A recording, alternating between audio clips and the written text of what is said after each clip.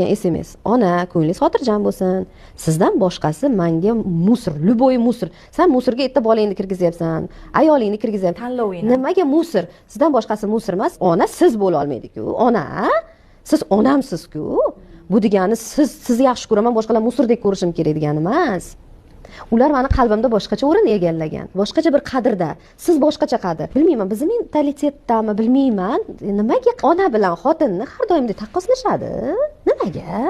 Miyam hazm qila olmaydi-da bunday. Konkurent deb qaynonalar kelinni qabul Nimaga? qiladi. Qaynona ham kelin konkurent ko'radi, o'g'illar ham. Xotin topiladi, ona nimaga? Nimaga taqqoslaysizlar? Nimaga taqqoslashadi? Ona umuman boshqa tema, umuman boshqa narsa. Xotin bola chaqa boshqa narsa-ku. Nimaga bir-biriga bunday sopernisadek qilib o'g'illar ham shunaqa qilishadi-da. Onam bunday, xotinim bunday, xotin boshqa narsa-ku. Xotin senga sen tenglashtirgan sari ona ham o'zini shunaqa deb biladi. Sen ozgina xotiningga mehr bersang, ona mendan ortiq ko'ryapsanmi deydi. Chunki sen aytib qo'ygansan, sendan boshqasi menga musor. Ona siz boshqalar bir tiyin menga. Desang, ertaga sen o'sha bir tiyin degan odamingni erkalagingni ko'rib qolsa, onang, ikki tiyin bo'lib qopdi-ku. deydi. Erkakning roli katta. Men o'shuncha aytayapman. Erkak uyni ushlab turadigan ham oilani erkak.